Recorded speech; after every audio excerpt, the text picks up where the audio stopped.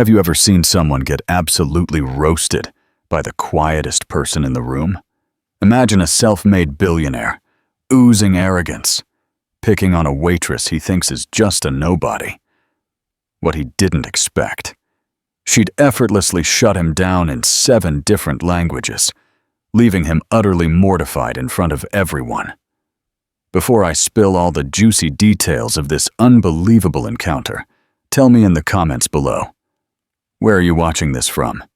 And if you're dying to know how this shocking situation played out, trust me, you are. Make sure to subscribe to the channel and hit that like button so more people can witness this incredibly important life lesson. All right, buckle up, because I'm about to reveal everything that happened. The rain softly tapped against the panoramic windows of the Obsidian Room, a high-end restaurant in the heart of downtown Chicago, as Marcus Thorne adjusted his Italian silk tie for the 3rd time in 5 minutes. His fingers, adorned with a Patek Philippe watch worth more than most suburban homes, trembled slightly with an anxiety he refused to acknowledge. At 42, Marcus had built a real estate empire stretching across 3 continents, but this particular evening could dictate his expansion into the highly competitive Asian market. His Japanese partners were due to arrive any minute, accompanied by their German translator and the Italian representative from a massive investment firm. Marcus had meticulously chosen the Obsidian Room, not just for its Michelin star reputation, but because it projected the precise image of success and sophistication he needed to convey. "Mr. Thorne," his personal assistant Chelsea murmured, approaching his table discreetly. "Mr. Yamamoto and Mr. Mueller just pulled up. They're parking now." Marcus nodded, a cold, practiced smile playing on his lips. A smile honed over years of ruthless negotiations. He rose, smoothed his $2,000 suit, and scanned the elegant dining room. The ambiance was flawless. Dim lighting, live piano music, and a clientele whispering in multiple languages while savoring dishes that cost more than many people's weekly wages. His eyes momentarily landed on a young woman serving water at a nearby table. She wore the standard restaurant uniform, but something about her posture struck him as unfitting. She lacked the refined elegance he expected from staff at such an establishment. Her chestnut hair was pulled back in a simple, unpretentious ponytail, and when she leaned to serve, Marcus noticed her shoes, though clean, showed signs of wear. "Let's hope the service is up to par tonight," he muttered to Chelsea, a hint of disdain in his voice. "I don't need some amateur ruining this meeting." The main door whispered open, and Marcus watched his guests enter. Hiroshi Yamamoto walked with the precision of a Swiss watchmaker, followed by Klaus Mueller, whose imposing presence filled any space he occupied. Behind them, Marco Benedetti completed the trio, exuding that Mediterranean confidence for which Italians in international business were renowned. Marcus approached them with measured steps, extending his hand with the self-assuredness of someone who had never known defeat. "Gentlemen, welcome to Chicago," he said in impeccable English, though his faint Boston accent gave away his origins. "I trust your flight was comfortable." Greetings were exchanged with the formality required for a $300 million negotiation. As they moved toward the reserved table, Marcus noticed the same young woman from before approaching with a tray of water glasses.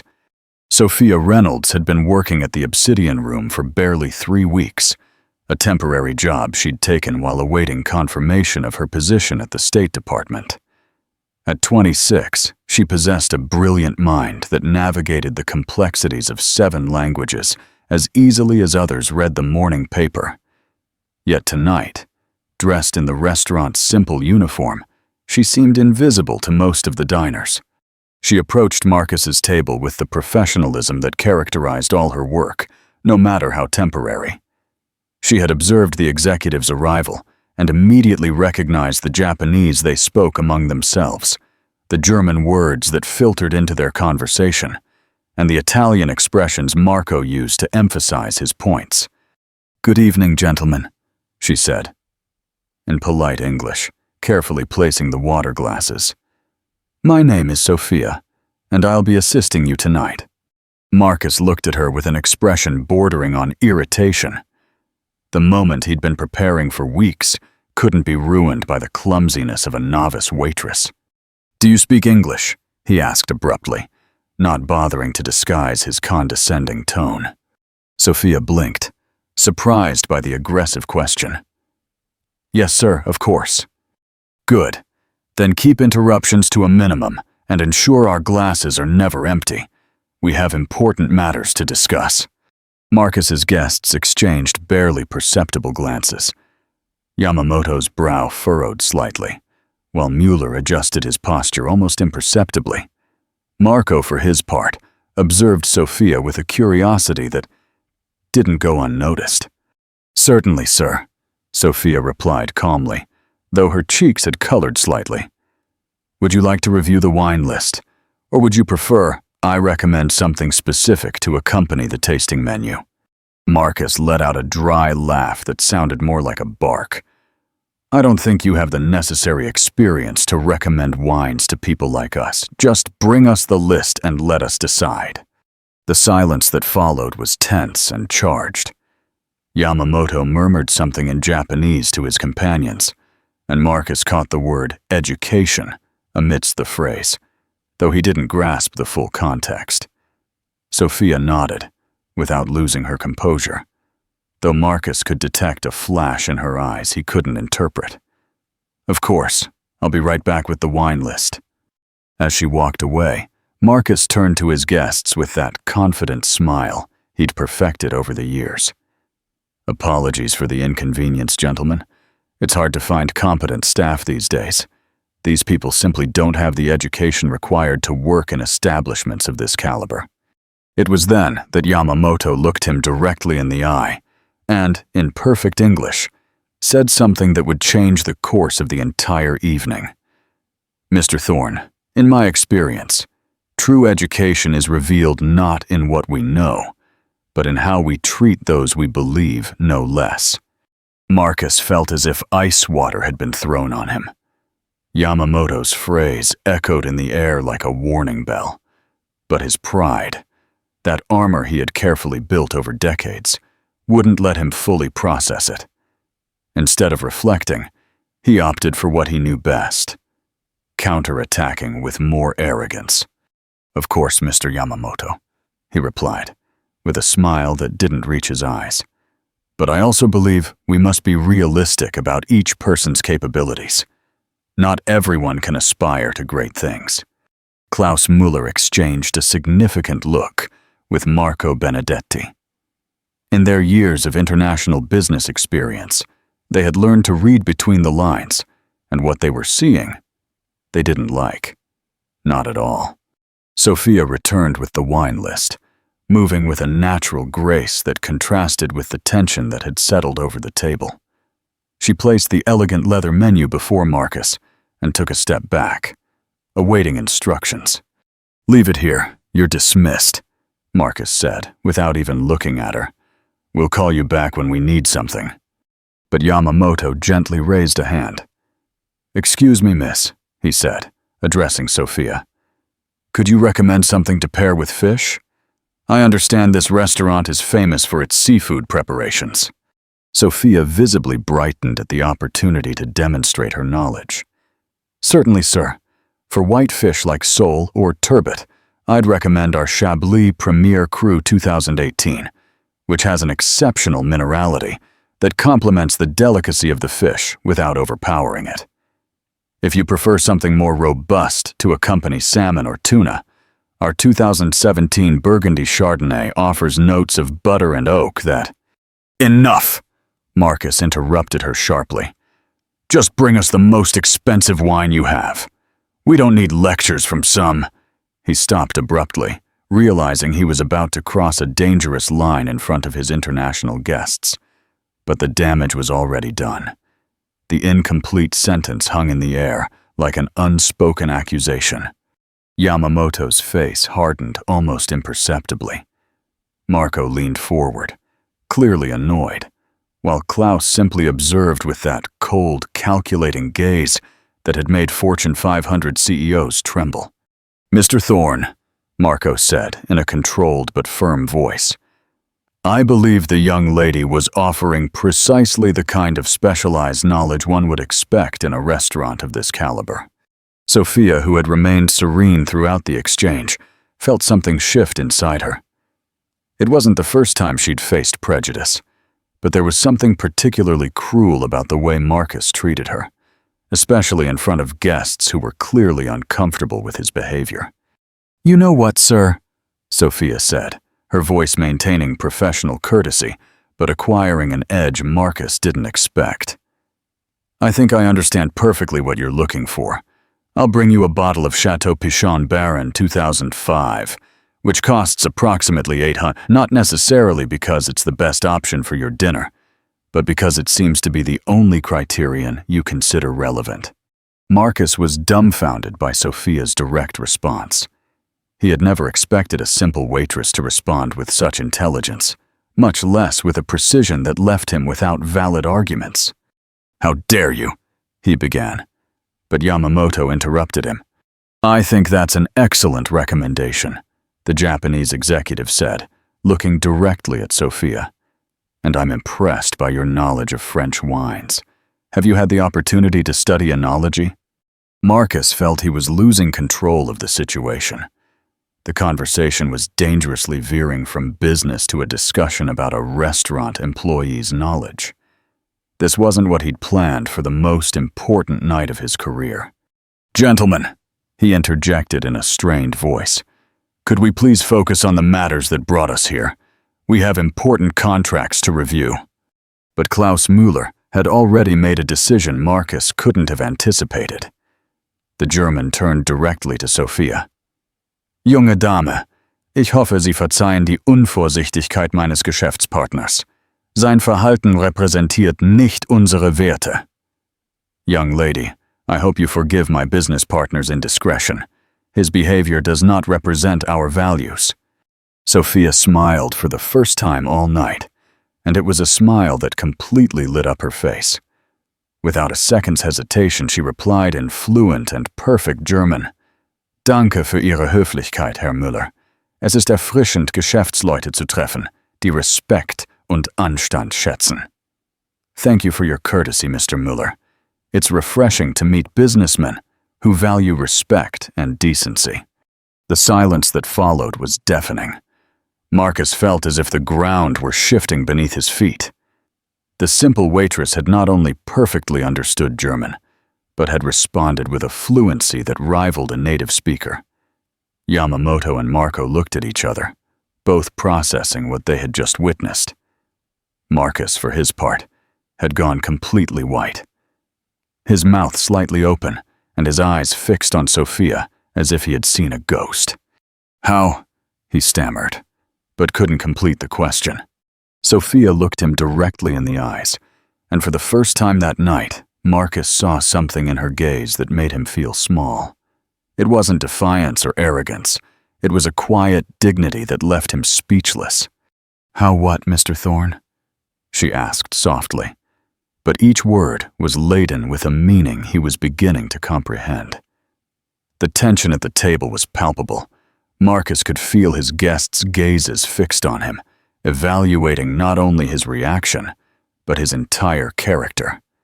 Months of work to forge this business alliance now teetered precariously on the edge of his own arrogance. "I didn't know you spoke German," Marcus mumbled, trying to regain some composure, though his voice sounded strangely hoarse. "There's a lot you don't know about me, Mr. Thorne," Sophia replied calmly, "but that hasn't stopped you from forming very strong opinions about who I am and what I can or cannot do." Klaus Müller nodded slightly, and Marcus could see the approval in his eyes when he looked at Sophia. That deeply disturbed him. He had spent weeks preparing to impress these men, and now a waitress was earning their respect in a way he hadn't achieved all night. "Miss," Yamamoto interjected in a soft but clear voice. Would it be indiscreet to ask where you learned German? Your pronunciation is exceptional. Sophia hesitated for a moment. She hadn't come to work that night expecting to become the center of attention, but circumstances had placed her in a position where remaining silent was no longer an option. I studied linguistics at the University of Chicago, she finally replied. German was my third language, after English and French. University of Chicago? Marco leaned forward, genuinely interested. That's one of the top universities in the U.S. Did you specialize in any particular area? Marcus felt the conversation completely slipping from his grasp. His guests were more interested in the waitress's academic background than in the multi-million-dollar projects he had come to present. Gentlemen, he tried to interrupt again, but this time his voice sounded desperate even to his own ears. Should we really? In simultaneous translation and interpretation, Sophia continued, addressing Marco but not completely ignoring Marcus, with a specialization in international business negotiations. The words dropped like bombs on the table. Klaus, Yamamoto, and Marco exchanged significant glances, while Marcus felt as if the air had been knocked out of his lungs. Simultaneous interpretation? Klaus asked, no longer bothering to disguise his astonishment. That's fantastic. We've been looking for someone with your qualifications for months. I'm honored, Sophia replied with a genuine smile. Though I have to admit that being a waitress wasn't exactly what I envisioned after my graduation. Marcus was living a slow-motion nightmare. Each exchange in German was like a slap, reminding him of his ignorance and prejudice. Worse yet, he could see his business partners pulling away from him with each passing second. And what brought you here? Yamamoto asked, now completely engrossed in conversation with Sophia. If you don't mind my curiosity. Sophia glanced briefly at Marcus before responding. She could see the desperation in his eyes, the way his hands trembled slightly as he fidgeted with his napkin. For a moment, she felt something akin to compassion, but then she remembered his dismissive words, his condescending tone, and that compassion vanished. I'm awaiting confirmation for a position at the State Department, she explained. I passed all the exams and interviews, but the bureaucratic process takes time. In the meantime, I'm working here to support myself. The State Department, Marco murmured with obvious respect. The U.S. diplomatic service has an excellent international reputation. Yes, Sophia nodded. I hope to contribute to strengthening business relations between the U.S. and other countries, particularly in Europe and Asia. Marcus felt each word was a direct stab at his pride. The woman he had treated with such contempt was not only more educated than he had imagined, but probably understood the nuances of international negotiations better than he did. Miss, Yamamoto said, and Marcus could perceive the change in tone, the respect that now permeated every word. Would you be interested in discussing professional opportunities? My company is always looking for specialized interpreters for our operations in Latin America. Ours too, Klaus immediately added. A person with your skills would be very welcome with us. And us, Marco chimed in, not wanting to be left out. Our group needs someone who understands both the languages and the culture of international business. Sophia was speechless for a moment. In the space of a few minutes, she had gone from being treated as an incompetent employee to receiving job offers from 3 multinational corporations. Marcus, meanwhile, sank deeper into his seat. He could see how not only the possibility of closing his dream deal vanished, but also his reputation in front of these powerful men. I didn't know, he muttered more to himself than to the others. Sophia looked at him, and for the first time that night, there was genuine sadness in her eyes. No, Mr. Thorne, you didn't know, but you also didn't bother to ask. The restaurant continued its elegant nightly ballet around them, but at Marcus's table, time seemed to have stopped. The murmurs of other conversations, the gentle clinking of glasses and cutlery, the discreet piano music, all had become a diffused background for the drama unfolding before his eyes. Marcus watched as his carefully cultivated business relationships crumbled with each exchange between Sophia and his guests. Yamamoto had pulled out his phone and was showing Sophia photos of the offices of Minam Sintutsu, his company in Tokyo, while Klaus sketched on a napkin the organizational chart of his international relations department. "Look, Sophia," Marco said, now treating her with the familiarity reserved for respected colleagues. "We handle contracts with over 30 countries. A person with your background could—" "Excuse me," Marcus interrupted, his voice trembling, finally unable to bear the situation any longer. Could we talk business now?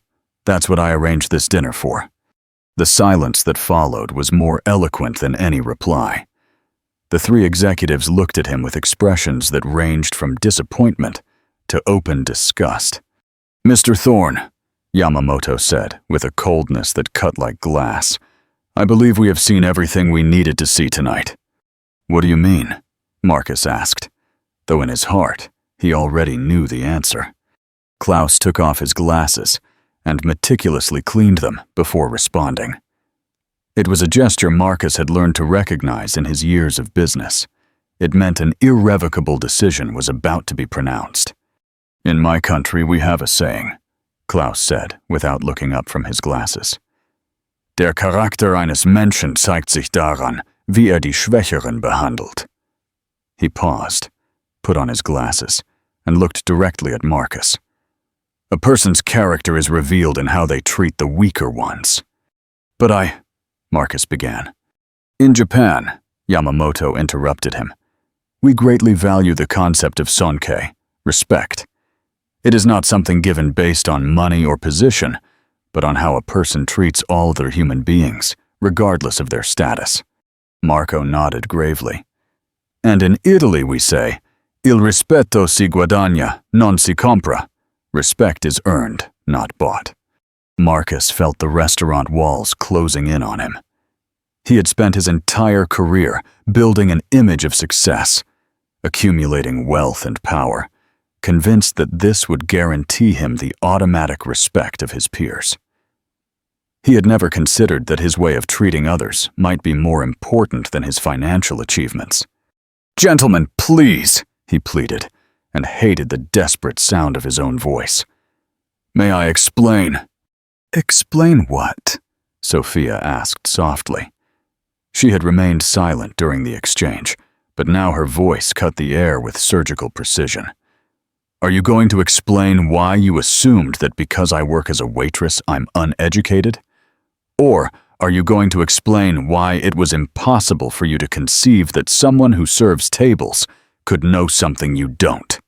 Marcus opened his mouth, but no sound came out. For the first time in his adult life, he found himself completely speechless. "Do you know the irony of all this, Mr. Thorne?" Sophia continued, and Marcus could see that she was no longer just talking to him, but to a wider audience. Several nearby tables had begun to pay attention to the conversation. "You're here trying to close an international deal, but you didn't bother to learn a single word of your partner's languages. I'm temporarily serving tables, but I speak more languages than you probably know exist." Yamamoto, Klaus, and Marco exchanged glances, and Marcus could see the exact moment they made their collective decision. There were no words, no debate, just a silent understanding that sealed his fate. "Sophia," Yamamoto said, completely ignoring Marcus, "would you be available for a meeting tomorrow morning? I'd like to discuss the details of a job offer." "I'd also like to schedule an appointment," Klaus added. "And me," Marco concluded. Sophia looked at all three, still processing the reality of the situation. I'd be delighted, but I must ask, does this have anything to do with what just happened here?" Klaus smiled for the first time all night. "It has everything to do with what we just saw here. We've seen your professionalism under pressure, your command of languages, your knowledge of international protocol, And above all, your dignity in the face of disrespect. Those are exactly the qualities we look for in our collaborators. Marcus abruptly rose from his chair, the noise echoing in the relative silence of the restaurant. "This is ridiculous," he exclaimed, his voice now audible to half the dining room. "You came here to do business with me, not to hire service staff." The final insult was too much. Yamamoto stood up with the serene dignity that characterized high-level Japanese executives. "Mr. Thorne," he said, with a voice that didn't need to be raised to cut like a sword. "Indeed, we came here to evaluate a business opportunity. And what we have evaluated is that we do not want to do business with you." The words echoed in the air like a final sentence, and Marcus knew, with terrible and absolute clarity, that he had lost much more than a contract. He had lost something far more valuable and much harder to regain. The restaurant's dining room had acquired an almost theatrical quality. Conversations at surrounding tables had dwindled to curious murmurs, and Marcus could feel dozens of eyes observing the spectacle unfolding at his table. Some diners had stopped pretending they weren't paying attention and were openly watching, fascinated by the unfolding drama. Marcus remained standing by his chair, his face flushed with humiliation and rage. His hands trembled visibly as he tried to process what had just happened. In his mind, an insistent voice repeated that this couldn't be happening, that there had to be some way to reverse the situation. "Gentlemen, please, reconsider," he began. But Yamamoto stopped him with an elegant gesture of his hand. "The decision is made, Mr. Thorne. There is nothing more to discuss." Klaus and Marco had already begun to gather their documents from the table, putting them into their briefcases with efficient movements that spoke of an irrevocable decision. It was clear the meeting had ended before it had truly begun. Sophia, who had observed the entire exchange with a mixture of astonishment and sadness, felt a strange compassion for Marcus. Despite all his contempt and arrogance, he now looked like a broken man, and there was no satisfaction in seeing another human being crumble that way. "Mr. Thorne," she said softly, taking a step closer to him. "Perhaps you should sit down." Marcus looked at her as if he didn't recognize her. His eyes were glazed, and Sophia realized he was in shock. The magnitude of what he had lost was just beginning to penetrate his consciousness. "You," he murmured, and his voice had a strangely brittle quality. "You ruined everything." The accusation hung in the air like a toxic cloud. Yamamoto, Klaus, and Marco visibly tensed, preparing to intervene if the situation escalated, but Sophia gently raised a hand to indicate she could handle the situation. "No, Mr. Thorne," she replied, with a calmness that dramatically contrasted with his agitation. "I didn't ruin anything. I simply was myself, and that turned out to be enough for these gentlemen to see who you truly are." "Who am I?" Marcus let out a bitter laugh that sounded more like a sob. "I'm a man who built an empire from nothing. I'm someone who creates jobs for thousands of people. You're someone who treats others as if they are inferior, based solely on appearances," Sophia interrupted him, but her voice had no cruelty, only a deep sadness. "You're someone who never bothered to get to know people before judging them." Marcus slumped into his chair, as if Sophia's words had cut the strings that held him upright. For the first time in decades, he felt completely helpless. The restaurant's maitre d' discreetly approached the table, clearly concerned by the unfolding scene. His experience told him that situations like this could escalate quickly, and he had a responsibility to protect both his employees and his clients. "Is everything all right here?" he asked, with the professional diplomacy he had perfected over years of handling demanding clientele. "Tout va bien," Marco replied in French before switching to English, "but I think it would be best if we could have a little more privacy." The maitre d' nodded, and discreetly signaled other staff members to redirect the attention of the other diners. It was a carefully choreographed ballet to minimize the drama, but Marcus barely noticed. 30 years, he mumbled, more to himself than to the others. 30 years building this company, creating relationships, planning this moment, and it all disappeared in 30 minutes. Of disrespect, Klaus observed with a frankness that was typically German. Don't you find that instructive? Marcus looked up at him, and for the first time that night, he truly heard what someone else was saying. In my most important negotiations, Klaus continued, I've learned that how a person treats service staff reveals more about their character than any PowerPoint presentation. You failed that test spectacularly. But I didn't know she... Exactly, Yamamoto interrupted. You didn't know, but you assumed, and your assumptions revealed your prejudices. Sophia watched the exchange with fascination. It was like watching a man confront his own fundamental flaws for the first time, and the process was both painful and revealing. Gentlemen, she finally said, addressing the three executives, would it be possible for us to continue our conversations at another time? I think Mr. Thorne needs time to process what has happened. Marcus looked at her in astonishment. After all that had happened, she was trying to protect his dignity. Why? He asked in a hoarse voice. Why are you helping me after how I treated you? Sophia looked him directly in the eyes, and in her gaze, Marcus saw something he hadn't expected. Genuine compassion. Why? She simply said. That's how we're supposed to treat each other. The table that, an hour earlier, had been elegantly set for a multi-million-dollar business dinner, now looked like the stage of a Greek tragedy. The plates remained untouched. The expensive wine Marcus had ordered to impress his guests lay unopened, and the folders with business proposals lay abandoned like shattered dreams. Yamamoto, Klaus, and Marco had agreed to Sophia's suggestion to postpone their conversations. But before leaving, each had handed her their personal card with specific invitations to meet the next day. Sophia's transformation from despised waitress to highly coveted candidate had occurred in less than an hour, and Marcus had been a forced witness to every humiliating moment. Now, alone at the table, Marcus and Sophia found themselves in a silence that was both awkward and intimate. The restaurant had returned to its normal rhythm. Conversations from other tables had reverted to their usual topics, and the staff continued their professional service as if nothing extraordinary had happened. But for Marcus, everything had changed.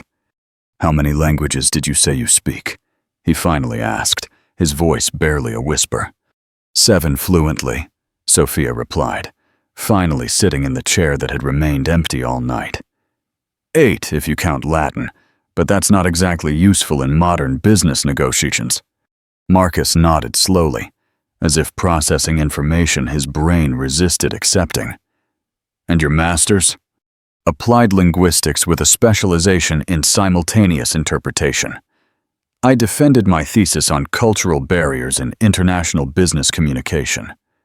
Sophia paused, and an ironic smile crossed her face. I suppose I could write an additional chapter based on tonight. Why didn't you tell me from the beginning? The question came out of Marcus with genuine desperation, as if the answer could somehow undo the night's events. Sophia looked at him with an expression that mixed surprise and sadness. When would I have been able to? When you asked if I spoke English as if it were a basic competency test, or when you told me I didn't have the necessary experience to recommend wines. You never gave me the opportunity to be anything other than the image you had created of me in your mind. Marcus ran his hands through his hair, a gesture that revealed the tension he had been holding back all night. But I could have known. Could have known what? Sophia's voice hardened slightly.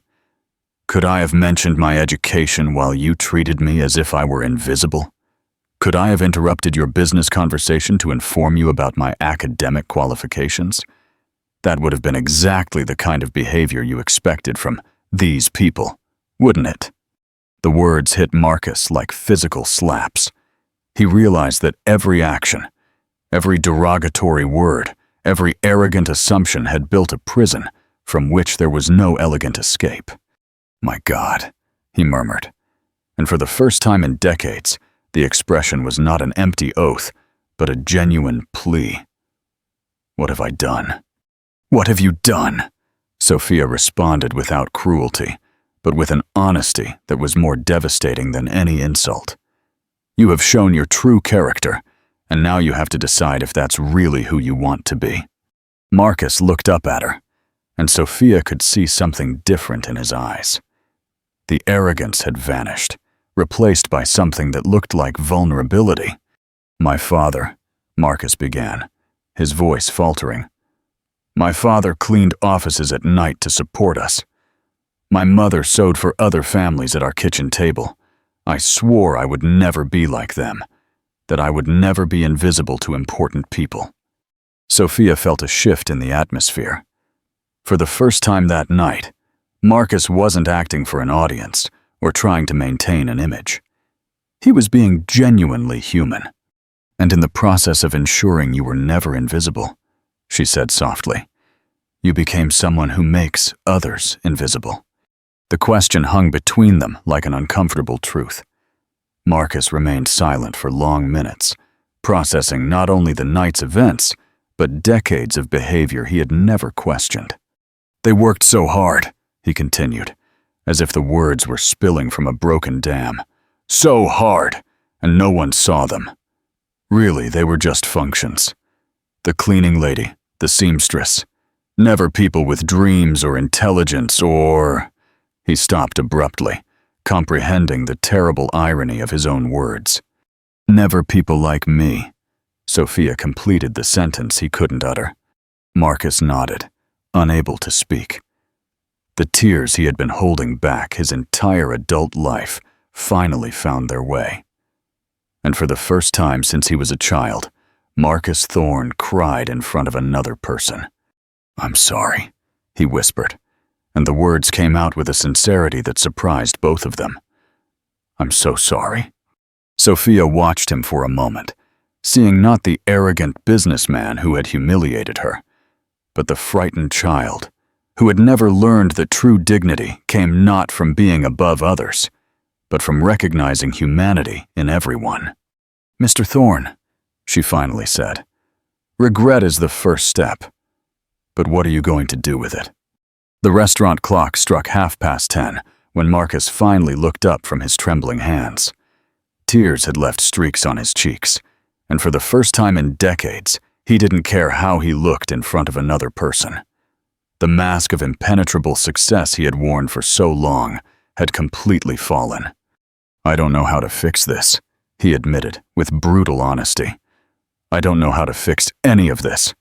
Sophia had remained seated in silence, observing the emotional collapse of a man who had probably never shown weakness in front of anyone. There was something both deeply human and deeply tragic about witnessing someone confront the real consequences of their actions for the first time. "Do you want to fix it?" she asked, and her voice had a different quality now, less formal, more personal. "Or do you just want to undo the consequences of tonight?" The distinction hit Marcus like a hammer. It was the difference between genuine repentance and simple remorse for being caught. For several minutes, he struggled with the question, knowing that his answer would define not only how Sophia would see him, but how he would see himself. "I want to be different," he finally said, and the words sounded strange in his mouth, as if he were speaking in a language he didn't fully master. "But I don't know how. I've been this person for so long that I don't remember how to be anything else." "Do you know why I decided to work here temporarily, instead of just waiting for the State Department confirmation?" Sophia asked, seemingly changing the subject. Marcus shook his head, genuinely curious for the first time all night. "Because my mother also worked in service," Sophia explained. "She cleaned houses during the day and waited tables at night to pay for my studies. I wanted to remember where I come from and honor her sacrifice by working honestly while waiting for my opportunity. The words hit Marcus with unexpected force. Sophia's story wasn't so different from his own, but the conclusions each had drawn from similar experiences were completely opposite. "She must be very proud of you," he murmured. "She would be," Sophia gently corrected. "She passed away last year, just before my graduation. Cancer. She couldn't afford private treatment, and the public system shrugged." Marcus could see the pain she still carried. "I'm so sorry," Marcus said. And this time the words came with a deeper understanding of the weight they carried. "I had no right to judge you. I had no right to judge anyone." "No," Sophia agreed. "You didn't. But now you have the opportunity to do something different." Marcus looked at her with red but alert eyes. "What do you mean?" "Your company," Sophia began, "employs thousands of people, right? Cooks, custodians, security personnel, assistants, secretaries." "Yes," Marcus replied slowly, beginning to see where the conversation was going. "When was the last time you spoke to one of them? Not to give orders or make demands, but to truly get to know them as people." The question hung in the air. Marcus tried to remember, but realized with horror that he couldn't think of a single occasion. In his mind, all those employees were simply functions, numbers on a spreadsheet, operational costs. "Never," he admitted in a hoarse voice. "Then there's your answer on how to start being different." The maitre d' discreetly approached their table, clearly concerned by the time they had been there and Marcus's obvious emotional state. "Excuse me," he said with the professional diplomacy he had perfected. "The restaurant will be closing soon. Is there anything else I can help you with?" Marcus actually looked at him for the first time, not as a function, but as a person. He was a middle-aged man with kind eyes and hands that showed years of dedicated service. "What's your name?" Marcus asked, surprising both the maitre d' and himself. "Augusto, sir." "Augusto," Marcus repeated, savoring the name as if it were the first time he had truly heard someone's name. "Have you worked here long?" 15 years, sir," Augusto replied, clearly bewildered by a client's personal interest. "Do you have family?" Augusto blinked in surprise. "Yes, sir. My wife and 2 daughters." "Are your daughters studying?" "The eldest is in college, studying medicine. The youngest is in her last year of high school." Marcus nodded slowly, processing information he would have previously considered irrelevant. "You must be very proud." "I am, sir," Augusto replied, and for the first time he smiled genuinely. "They work very hard." "Like their father," Sophia observed, joining the conversation. "Yes," Marcus agreed, looking at Augusto with new eyes. "Like their father." Augusto stayed for another moment, clearly touched by the unexpected exchange, before discreetly withdrawing. "See how easy it is?" Sophia asked softly. "It just requires seeing people as people." Marcus nodded, feeling strangely exhausted, but also lighter, somehow, as if he had been carrying a weight he didn't know he had. "Sophia," he finally said, "I know I have no right to ask you for anything after tonight, but would you help me learn how to be better?"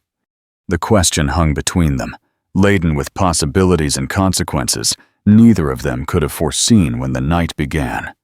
Marcus's proposal hung in the air between them, like an unresolved question. Sophia studied him carefully, searching in his eyes for any sign of genuine sincerity or calculated manipulation. She had learned to read people during her years of study and practice in interpretation, where a misinterpreted gesture could ruin multi-million-dollar negotiations. "What exactly does that mean?" she finally asked. "Help you? To learn to be better?" Marcus ran his hands over his face, clearly struggling to find the right words. "Honestly, I don't know. I just know that what I am now isn't working. What I am now hurts people, and is costing me everything that truly matters. And what truly matters?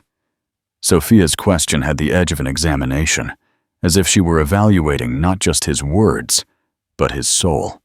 Marcus took several minutes to answer. It was a question he had never truly asked himself. He had always assumed he knew the answer: money, power, success, respect. But after tonight, all those things felt empty and fragile. "I don't know," he finally admitted. "I thought I knew, but after tonight, I'm not sure I ever truly knew." Sophia nodded slowly. It was a more honest answer than she had expected, and that honesty gave her hope that perhaps, just perhaps, transformation was possible. "Look, Mr. Thorne," she began, choosing her words carefully. "I'm not a psychologist or a life coach. I'm a linguist who's temporarily working as a waitress while waiting for a position in the diplomatic service." "But you understand people," Marcus insisted. "The way you handled this situation, the way you maintained your dignity in the face of my horrible behavior, that requires a deep understanding of human nature." "Perhaps," Sophia conceded. "But truly changing, becoming a different person, that's work only you can do. No one else can do it for you. But you could. You could show me when I'm wrong. You could help me see things differently." Marcus leaned forward, and for the first time that night, there was genuine pleading in his voice. "I have no one else to ask. I have no real friends, only business partners. I have no close family. I've built my life in such a way that I'm surrounded only by people who tell me what I want to hear." The admission hit Sophia with unexpected force. She had thought of Marcus as a powerful and connected man, but now she realized that he was also profoundly lonely. It was a self-imposed loneliness, but loneliness nonetheless. "Why me?" she asked. "After tonight, after how you treated me, why would you want my help?" Marcus took a moment to respond, clearly struggling with the question. "Because," he finally said, "you're the first person in years who has told me the truth about who I really am. And because despite how I treated you, you showed me compassion when I didn't deserve it." Sophia felt something stir in her chest, a mixture of compassion and caution. She had seen genuine transformations before, but she had also seen sophisticated manipulation disguised as remorse. "If I'm going to consider it," she said slowly, "I would need to see actions, not just words. Regret is easy when you're facing consequences. True change requires constant work, especially when no one is watching." "What would I have to do?" Marcus's question had the urgency of a man clinging to a lifeline. "First," Sophia said, keeping her voice measured and professional, "you would have to commit to doing this work for at least 6 months, no matter how you feel or how uncomfortable it gets. Real change takes time." Marcus nodded, eagerly. "Okay, what else?" "Second, you would have to be willing to listen to honest feedback, even when it hurts, especially when it hurts. You can't argue or defend yourself. You have to be willing to simply listen and consider." "I can do that," Marcus said, although both knew it would be harder than he imagined. "Third," Sophia continued, "you would have to start making real changes in how you interact with people, starting with your own employees. No grand gestures or dramatic policy changes, but genuine human interactions, one person at a time. And you would help me with that? You would teach me how?" Sophia studied him for a long moment. It was a huge risk. It could be a waste of time, or worse, she could be manipulated. But it could also be an opportunity to help someone genuinely become a better person. And the effects of that transformation could extend to thousands of employees and their families. "I could," she finally said. "I could meet with you once a week for 2 hours. I would observe how you interact with people, give you feedback, and we would work on specific strategies to improve." "How much would you charge?" Marcus asked automatically, and then stopped. realizing how the question sounded. "I'm sorry, I didn't mean to imply this was just a business transaction." "But it is, in a sense," Sophia responded pragmatically. "My time has value, and this work would require preparation and follow-up outside of our meetings." "Then name your price." Sophia smiled for the first time since the serious conversation had begun. "It doesn't work that way, Mr. Thorne. If you're truly going to change, it has to be because you want to be a better person, not because you can afford to buy personal improvement." "Then how?" "You will pay me what you deem fair after each session, based on the value you felt you received. But there's a condition. For every dollar you pay me, you will donate the same amount to a charity that helps working families pay for their children's education." The proposal left Marcus speechless. It was brilliant in its simplicity. It would force him to truly value the process, while simultaneously connecting him with the broader consequences of his actions. "Agreed," he said, extending his hand to her. "Do we have a deal?" Sophia looked at his outstretched hand for a moment before shaking it. "We have a deal, Mr. Thorne. But remember, this is your last chance to impress me. If I see that you're not taking this seriously, or if you revert to your old patterns, I will terminate our association immediately." "Understood," Marcus said. And for the first time all night, he felt something akin to hope. 3 days after the night that had changed his life, Marcus found himself standing in front of the elevator in his own corporate building, feeling a mixture of anxiety and determination he hadn't experienced since his early days as an entrepreneur. But this time, the anxiety didn't come from fear of financial failure, but from fear of personal failure. Sophia arrived promptly at 9 in the morning, dressed in a professional suit that made her look completely different from the waitress she had been 3 nights before. Marcus realized that this visual transformation was a lesson in itself. The same person could be perceived in completely different ways, depending on the context and the observer's prejudices. "Good morning, Mr. Thorne," Sophia said, maintaining a professional but not cold tone. "Good morning, Sophia, and thank you for coming. Remember the rules," she warned him as they walked toward the elevator. "I observe, you act naturally, and afterward, we discuss what I saw. Don't try to behave differently just because I'm here. That would defeat the purpose." Marcus nodded, though he already felt the temptation to present his best self. The elevator arrived, and when the doors opened, they revealed Maria, the operator who had been working in the building for almost a decade. "Good morning, Mr. Thorne," Maria said, with the professional smile she reserved for all executives. Marcus paused, remembering Sophia's words about seeing people as people. For almost 10 years, he had ridden in this elevator without truly seeing Maria beyond her function. "Good morning, Maria," he replied, and then, with a visible effort, added, "How are you today?" Maria blinked, surprised by the personal question. "Very well. Thank you for asking, sir." "What floor?" she asked, though she already knew the answer. "The 20th, please." During the ascent, Marcus struggled internally with the impulse to ask more personal questions.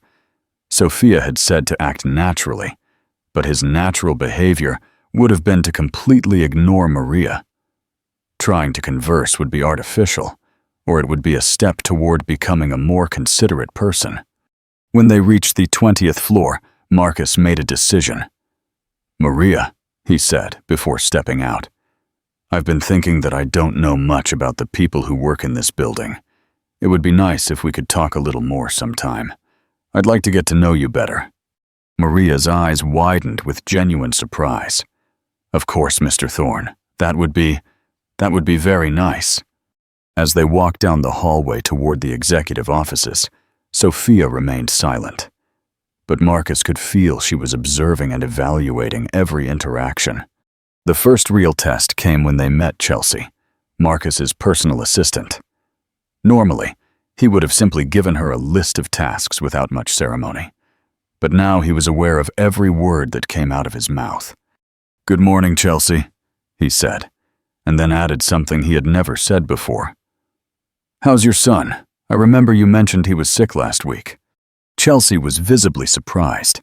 In 5 years of working as his assistant, Marcus had never asked about her personal life. He's much better, thank you for asking, Mr. Thorne. It was just the flu, but he's back in school now." "I'm glad to hear that," Marcus replied, and he was surprised to realize that he genuinely was. Sophia observed the exchange without comment, but Marcus could detect a slight approval in her expression. The real test came an hour later, during an executive staff meeting. Marcus had convened the meeting to discuss budget cuts, a topic he would normally have handled with his characteristic efficiency, focusing solely on numbers without considering the human impact. But with Sophia sitting silently in the back of the conference room, every decision felt different. "As you all know," Marcus began, "we need to reduce operational costs by 15% for the next quarter." The executives nodded, expecting the inevitable list of layoffs and benefit reductions that typically accompanied such announcements. "However," Marcus continued, feeling the word strange in his mouth, "before we make decisions that affect people's jobs, I want to explore." A murmur of surprise went around the table. Robert Sanchez, the CFO, leaned forward. "Mr. Thorne, salaries represent 70% of our operational costs. It's impossible to make significant cuts without affecting staff." "Perhaps," Marcus replied, "but I want us to explore alternatives first. How about we reduce executive bonuses this quarter? Or if we reconsider some of the luxury expenses in our offices?" The silence that followed was almost tangible. The executives looked at each other with evident confusion. This wasn't the Marcus Thorne they knew. "You're suggesting we give up our bonuses to protect lower-level jobs?" Sanchez asked incredulously. Marcus felt the familiar temptation to explain that executives deserved their bonuses, that they had earned their privileges. But then he remembered Sophia's words about seeing all people as people. "I'm suggesting," he said carefully, "that we consider the human impact of our financial decisions. Every number on that spreadsheet represents a family that depends on that income to live." The meeting continued for another hour, but the tone had completely changed. For the first time in the company's history, they were discussing saving strategies that prioritized employee retention over maximizing executive profits. When the meeting ended and the executives left, obviously bewildered by their CEO's new approach, Marcus turned to Sophia. "How did I do?" he asked, and he could hear the anxiety in his own voice. Sophia studied him for a moment before responding. "It was a start," she finally said, "but now comes the hard part." "What do you mean?" "What you just did in that meeting sounded good, but your executives are confused and will likely resist. Some might even try to sabotage the new policies. Are you prepared to uphold these new principles when it's difficult, when it costs you real money, when the people around you tell you you're being weak?" Marcus felt a knot in his stomach. He hadn't considered the resistance he might face from his own team. "I don't know," he admitted, "but I want to try." "Wanting isn't enough," Sophia replied with a frankness that hit him like cold water. "You'll need real conviction, not just good intentions." It was then that Marcus realized his transformation had only just begun, and the road ahead would be much harder than he had imagined. A week after the executive meeting, Marcus found himself facing the first real crisis of his new philosophy. Robert Sanchez had requested an urgent private meeting, and when he entered Marcus's office that afternoon, his expression was grim. "Marcus," he began, using the first name with the familiarity of someone who had worked alongside him for 8 years. "We need to talk seriously." Sophia was sitting in the outer reception area, awaiting her weekly session with Marcus. Although she couldn't hear the conversation through the closed doors, she could see the tension in both men's gestures through the glass windows. "Investors are asking questions," Robert continued, placing a thick folder on Marcus's desk. "The financial projections you presented to them last week don't make sense to them. They're asking if, are you okay, if you're going through some kind of personal crisis." Marcus felt a knot in his stomach. He had anticipated internal resistance, but he hadn't considered how his changes would be viewed from the perspective of external investors. "What kind of questions?" he asked, though he feared the answer. "Thomas Morrison, from Goldman Sachs, called personally this morning. He wants to know why we're suddenly prioritizing employee retention over profit maximization. His exact words were, 'Has Thorne gone socialist?'" The words hit Marcus like a slap. Throughout his career, he had carefully cultivated his reputation as a ruthless but effective capitalist. That reputation had attracted the millions of dollars in investments that had built his empire. "Robert," Marcus began, trying to remain calm, "I'm trying to build a more sustainable company in the long term." "Sustainable?" Robert let out a bitter laugh. "Marcus, our shares have dropped 12% since your announcement about the new humanitarian principles. Competitors are using our moment of weakness to steal clients. Jenkins Corporation just won the Riverside Mall contract, specifically citing that we're losing our business focus." Every word was like a punch to the gut. Marcus sank into his chair, processing the ramifications of what Robert was telling him. Not only was he risking his own fortune, but the jobs of thousands of people if the company collapsed. "What do you suggest?" he finally asked. Robert opened the folder and pulled out several documents. "I have a list of 500 employees we can lay off immediately. They're mainly maintenance, security, and low-level administrative staff. Their combined salaries represent exactly the savings we need." Marcus looked at the list, and for the first time he didn't see numbers, but names. Maria Gonzalez, 34 years old, 3 children.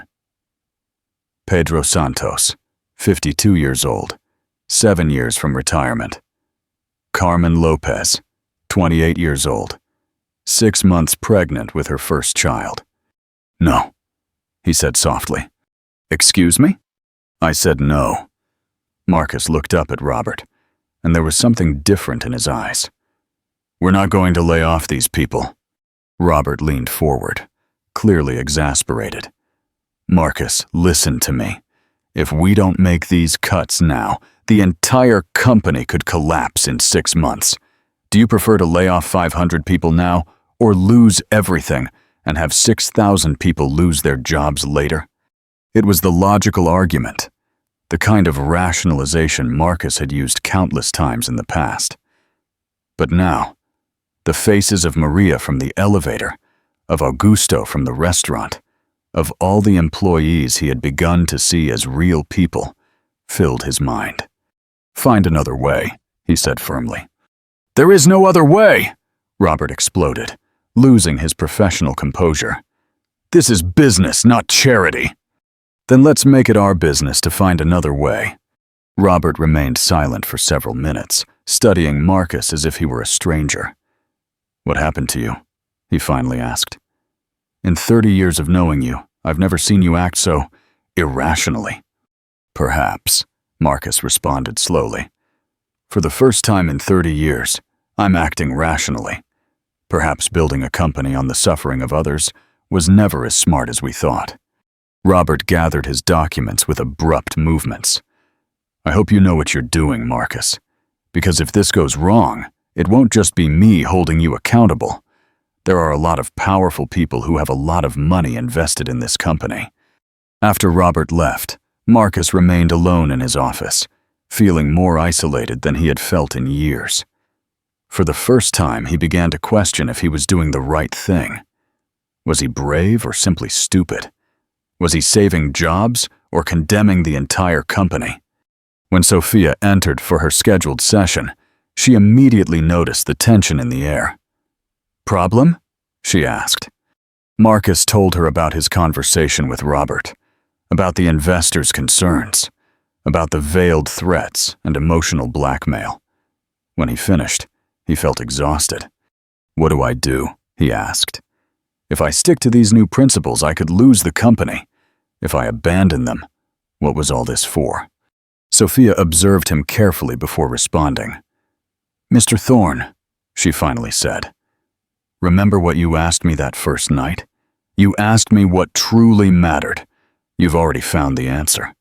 Marcus closed his eyes, struggling with the question he had been avoiding confronting. "I don't know," he whispered. "I thought I knew. But now I'm scared that if I try to do the right thing, I'll end up hurting more people than I help." "And if you try to do the easy thing?" Sophia asked. "Who do you hurt then?" The question hung between them, and Marcus realized he had reached the most crucial moment of his transformation, the moment he would have to choose who he truly wanted to be, no matter the cost. That night, Marcus couldn't sleep. He lay awake in his penthouse, staring out the floor-to-ceiling windows at the city sprawling beneath him like a sea of lights. From that height, people were invisible, reduced to traffic patterns and illuminated windows. It was a perfect metaphor for how he had lived his life, seeing the world from a distance that made him feel powerful, but left him fundamentally disconnected from the humanity of the people who inhabited it. His phone rang at 2 in the morning. It was a number he didn't recognize, but something compelled him to answer. "Mr. Thorne?" The voice was hesitant, nervous. "Yes, but who is this?" "I'm Carmen Lopez. I work in the accounting department.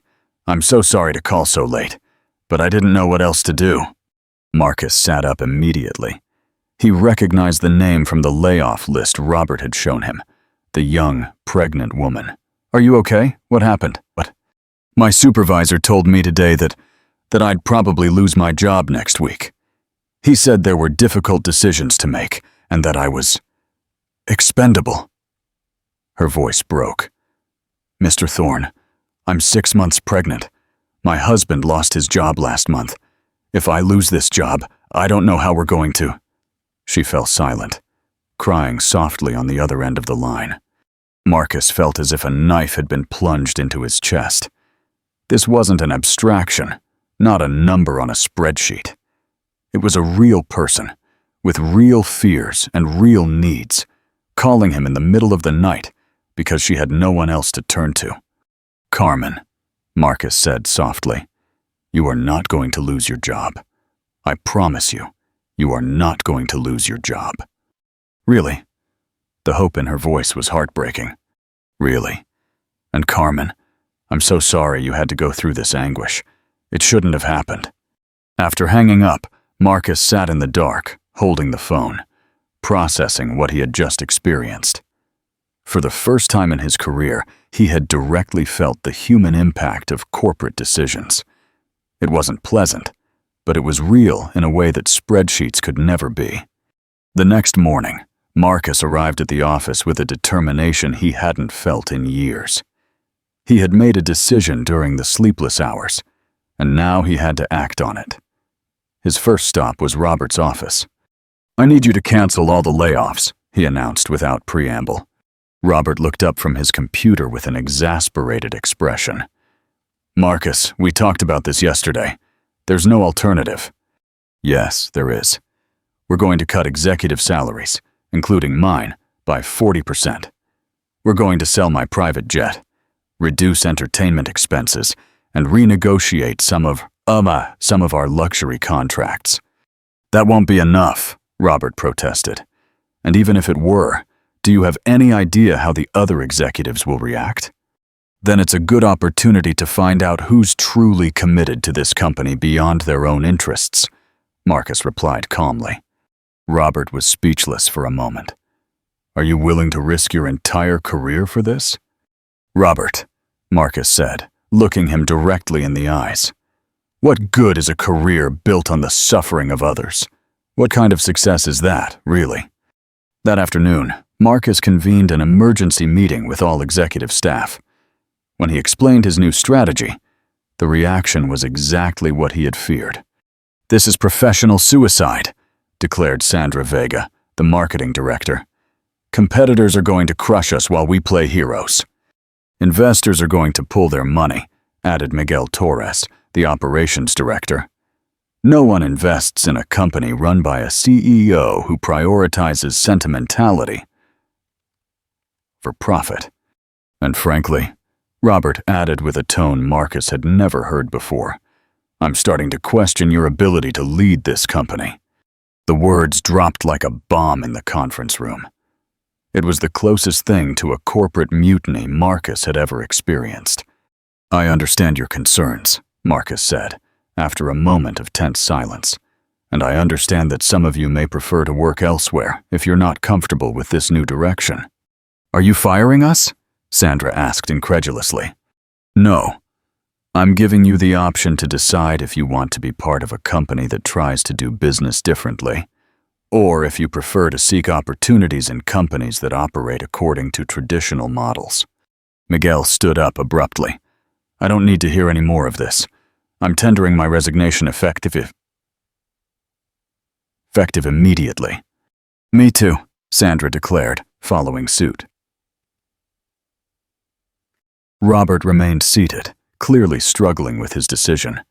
Finally, he rose slowly. Marcus, he said, and his voice held genuine sadness. I hope you know what you're doing, because if you're wrong, there will be no turning back. In the space of an hour, Marcus had lost 3 of his most experienced executives. His company was in uncharted territory, navigating without the people who had helped build it. When Sophia arrived for her session that afternoon, she found Marcus sitting alone in his office, surrounded by resignation letters, and looking out the window at the city. How do you feel? She asked, sitting across from him.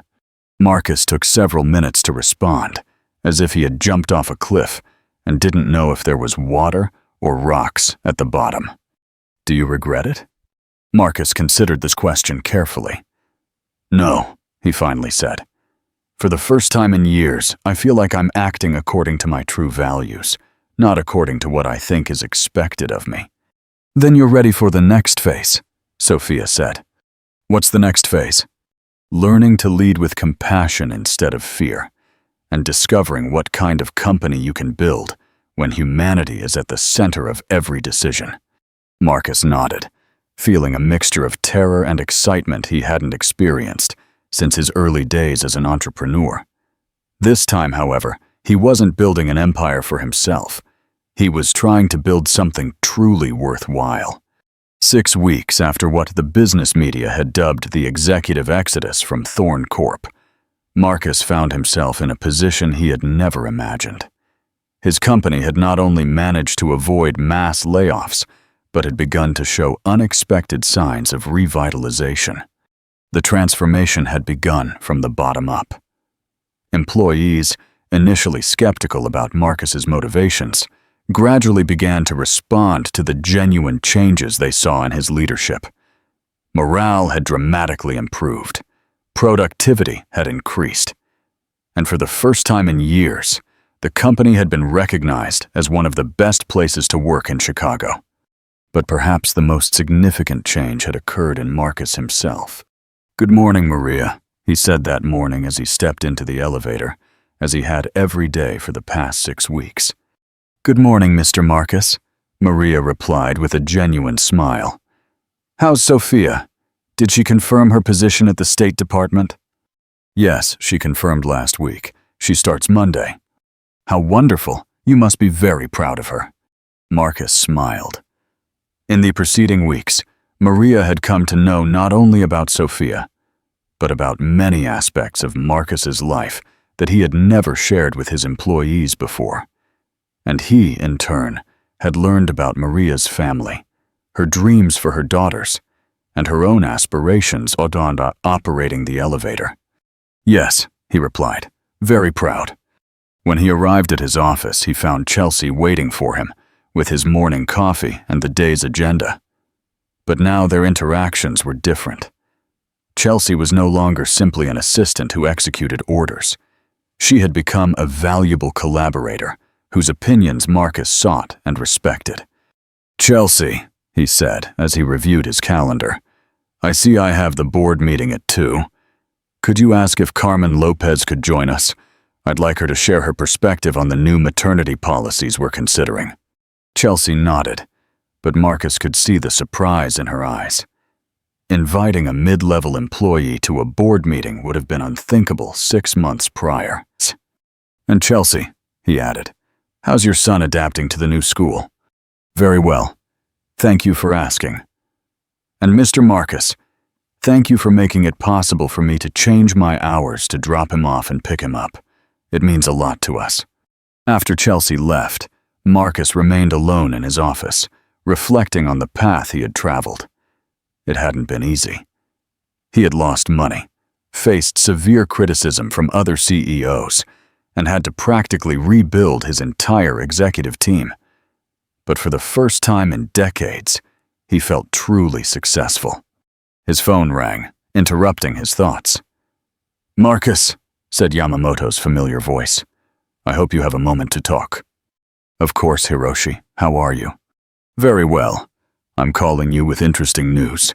My partners and I have been following the changes at your company with great interest." Marcus felt a knot in his stomach. Were they going to offer him a second chance, or had they called to confirm that his reputation in international business circles was ruined? "Yes? We'd like to schedule a meeting to discuss not only the original project we had considered, but something much larger. We're interested in partnering with you to develop a business model that can be replicated internationally." Marcus almost dropped the phone. "A business model? What you've achieved in the last few months has captured the attention of many people in the international business community. A company that can be both profitable and humanely responsible. That's something many of us have been looking for years." I didn't know anyone was paying attention." "Oh, people are paying attention. Klaus and Marco also want to be part of the conversations. And of course, we hope Sophia can join us as a consultant. Her insights on organizational transformation could be invaluable." After hanging up, Marcus sat in silence for several minutes, processing what he had heard. Not only had he saved his company, he had created something others wanted to emulate. That afternoon, during his final session with Sophia before she began her new position at the State Department, they met not in his office, but in the same restaurant where everything had begun. This time, however, they were as equals, as friends, as two people who had shared an extraordinary journey of transformation. "How do you feel?" Sophia asked as they clinked wine glasses. "Like I've been sleeping my whole life and finally woken up," Marcus replied. "But also scared. What if this doesn't last? What if I go back to my old habits?" "Do you want to? Do you want to go back?" Marcus considered this question seriously. "No. For the first time in my life, I like who I am. I like the person I see in the mirror every morning."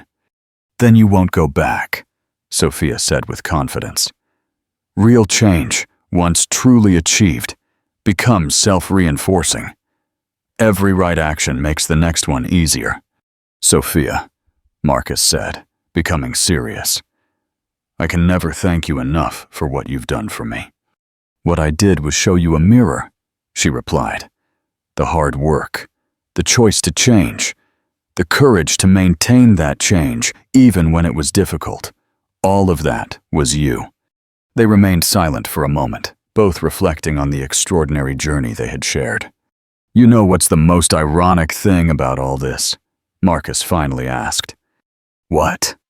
"I spent decades chasing respect and success, and I only found them when I stopped looking for them and started focusing on being a person who deserved respect." Sophia smiled. "And that, Mr. Marcus, may be the most valuable lesson of all."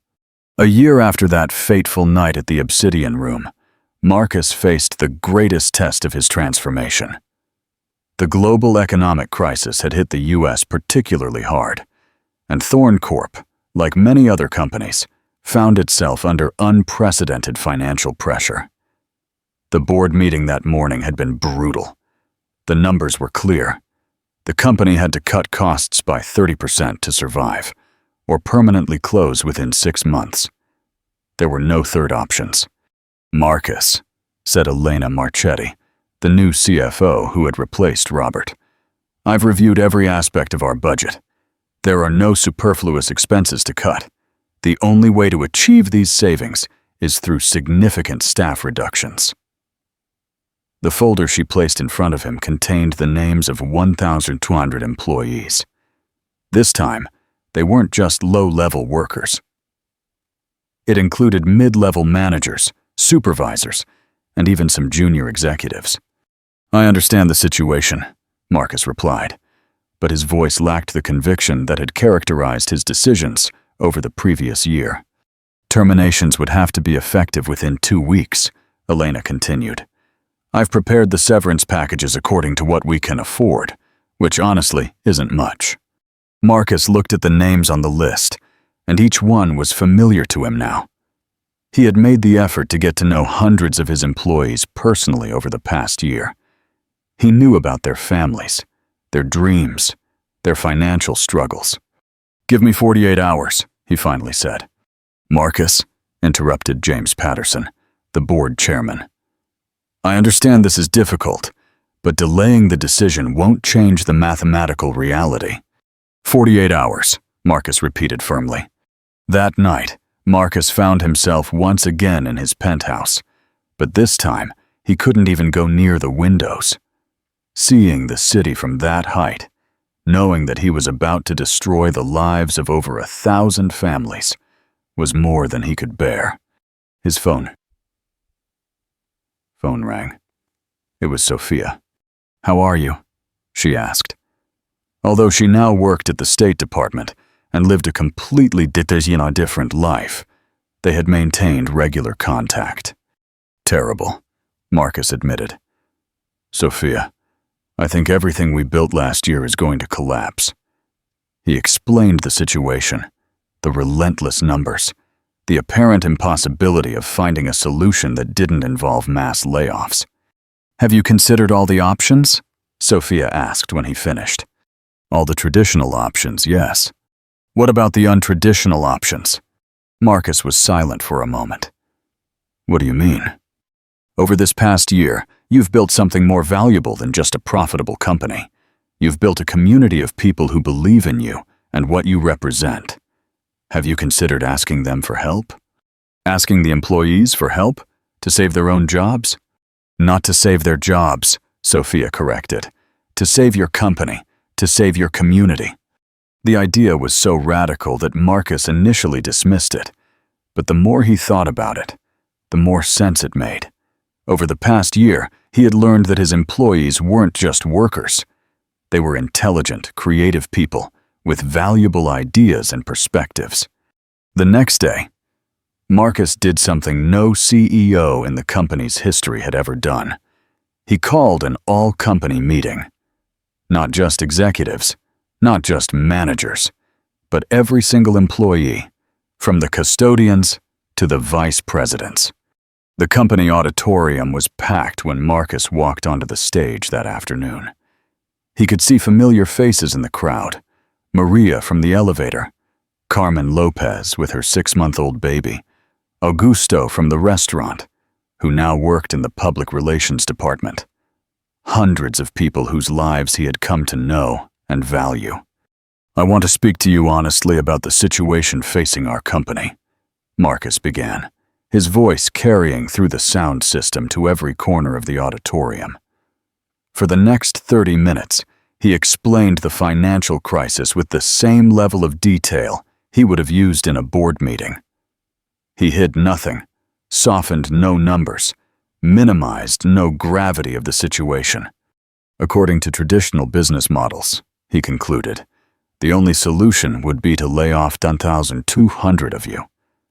But over the past year, we've learned that we are not a traditional company. We are a community.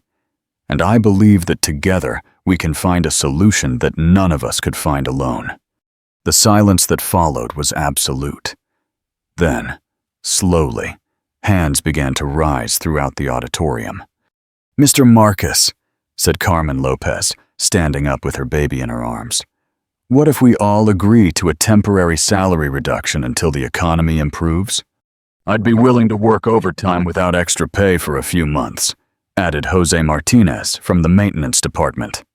How about we sell some of our non-essential assets, suggested Ana Rivera, an accountant who had never spoken in a meeting before.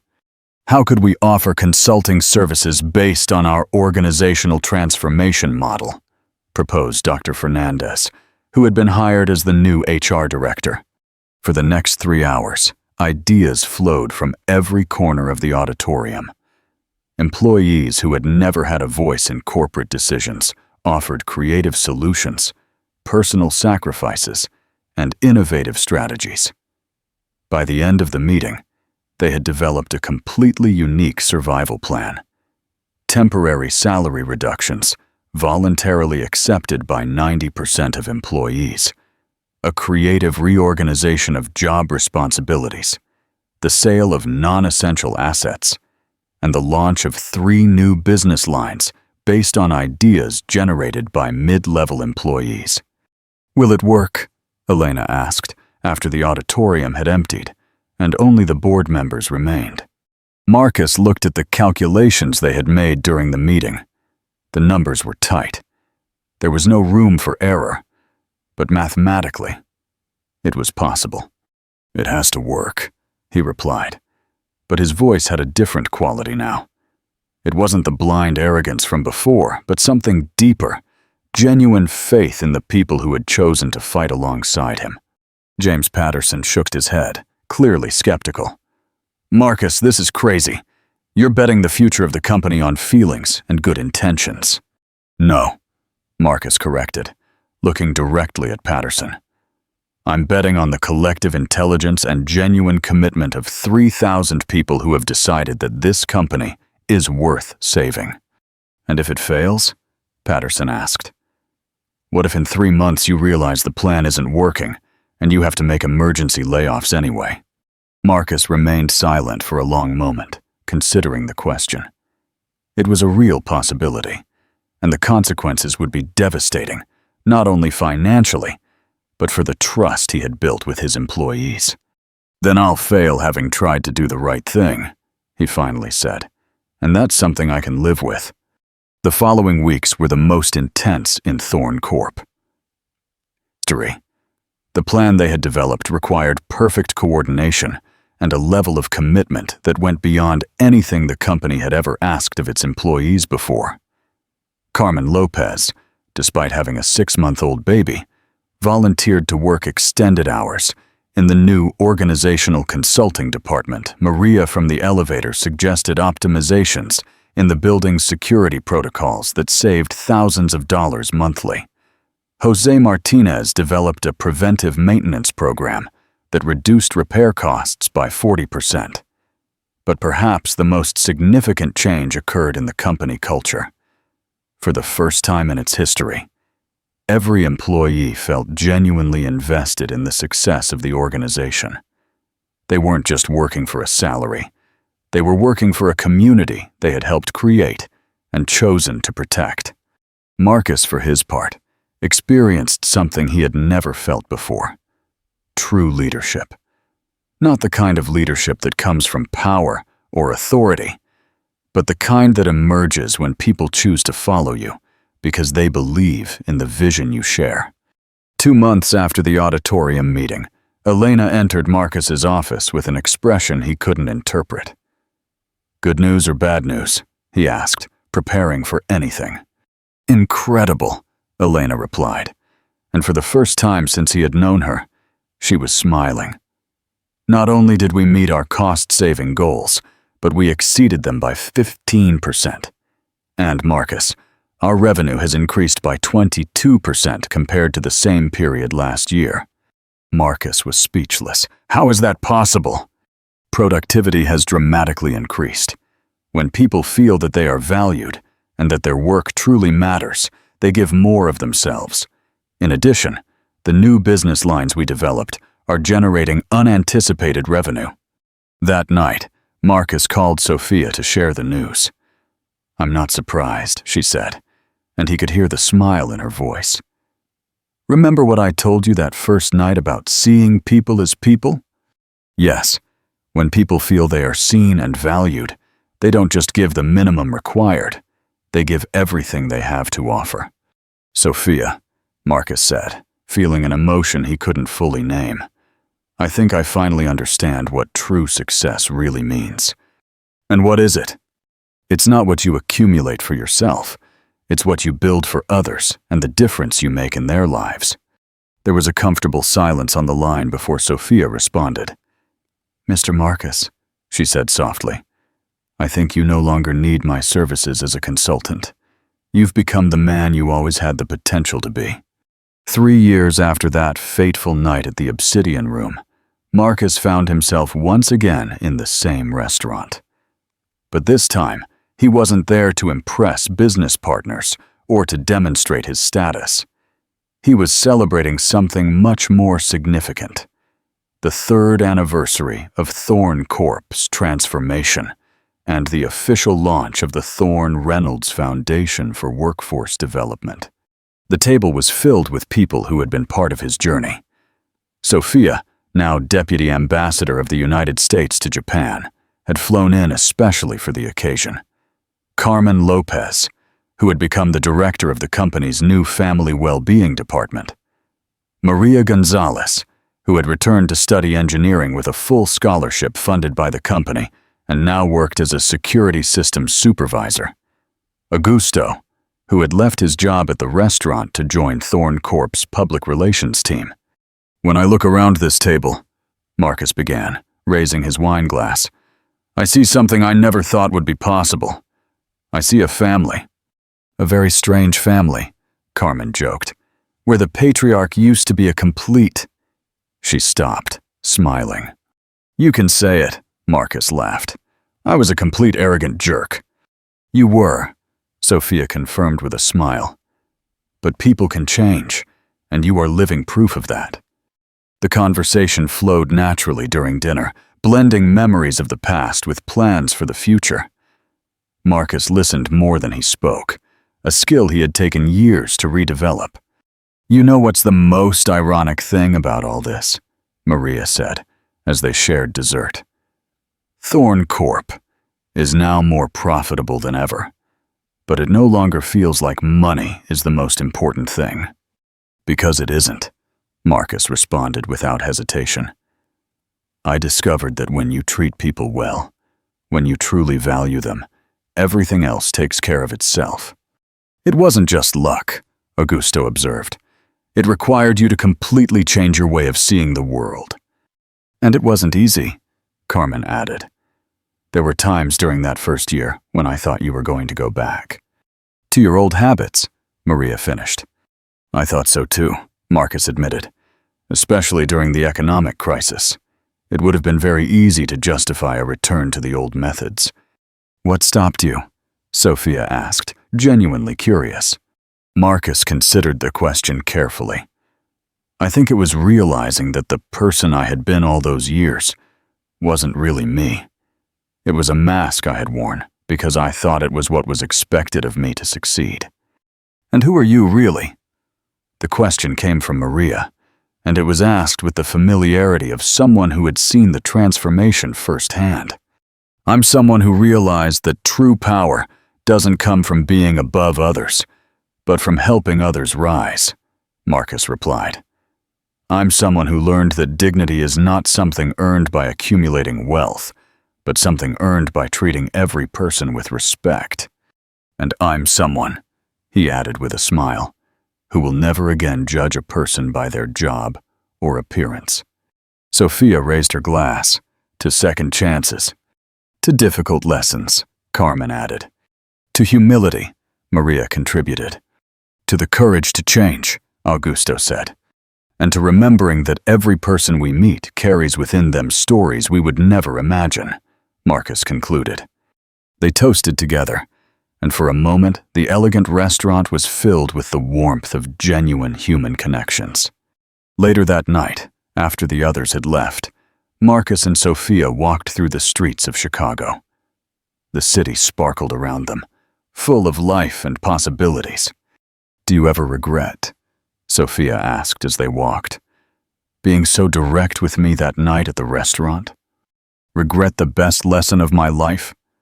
Marcus shook his head. Never. Do you regret risking your job to defend your dignity? No, but I must admit I never imagined it would end like this. Like what? In a friendship with the man who tried to humiliate me, in seeing that man become someone I genuinely respect. They stopped at a traffic light, and Marcus looked at Sophia with deep gratitude. Sophia, for years I thought success was measured in terms of how much money I had, how much power I wielded, how much respect I commanded, or believed I commanded. But now I understand that true success is measured in terms of how many lives you've touched positively, how many people are better because you existed in their lives. And you've touched many lives, Sophia observed.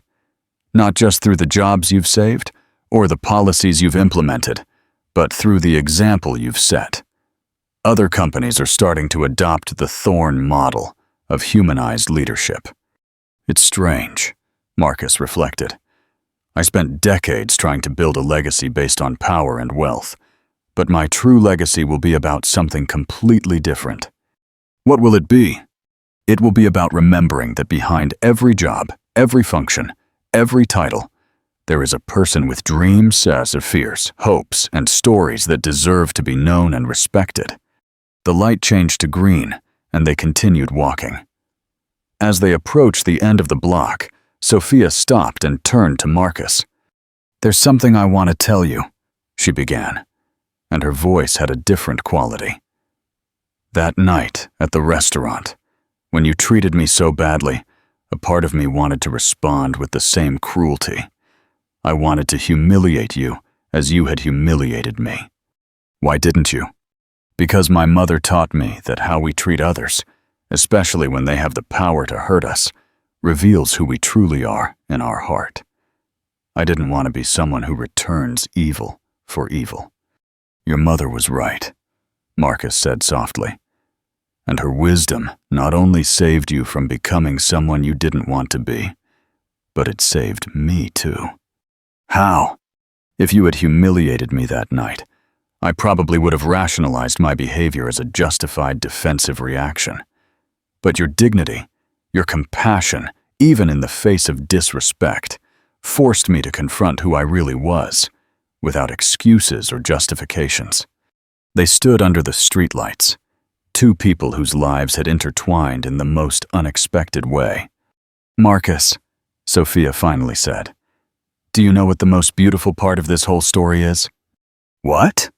"It's not just that you changed. It's that your transformation has created ripples that extend far beyond what you can see. Every employee you've treated with respect now treats others with more respect. Every humanitarian policy you've implemented inspires other companies to do the same. Every act of compassion you've shown teaches others that success and decency are not mutually exclusive." Marcus felt a deep emotion filling his chest. For years, he had pursued a kind of immortality through power and wealth, but now he realized that true immortality came from the lives you touch and the ways in which the world becomes a little better because you were in it. "Thank you, Sophia," he said simply, "for everything." "Thank you," she replied, "for showing that it's never too late to become the person you always had the potential to be." As they said goodbye that night, Marcus stood under the stars, reflecting on the extraordinary journey that had begun with such arrogance and had ended with such humility. He had learned that true power doesn't come from dominating others, but from serving others. He had discovered that true wealth is not measured in bank accounts, but in meaningful relationships and positive differences in the lives of others. And above all, he had learned that every person we meet, regardless of their job, their appearance, or their apparent status, carries within them a unique and valuable story that deserves to be known and respected. As he walked to his car that night, Marcus smiled, thinking of all the lives he had touched and all those he would yet touch. His transformation had begun with a lesson in humility, served by a wise waitress, but it had blossomed into something much larger, a silent revolution of compassion that extended far beyond the walls of his company. True success, he had learned, wasn't about reaching the top at the expense of others, but about helping as many people as possible reach their own potential. And in that realization, Marcus Thorne had found not only the success he had been seeking all his life, but something much more valuable. He had found peace with himself and purpose in his existence. True greatness is not measured by how high you can rise, but by how many people you can help rise with you. If this extraordinary story moved and captivated you, please give us your like. Join our community by subscribing. Share this content with the people you know, and tell us what you thought in the comments section below. Your participation is essential for us to continue bringing you more fascinating stories like this. Remember to turn on notifications so you don't miss any of our upcoming stories, full of emotion and drama.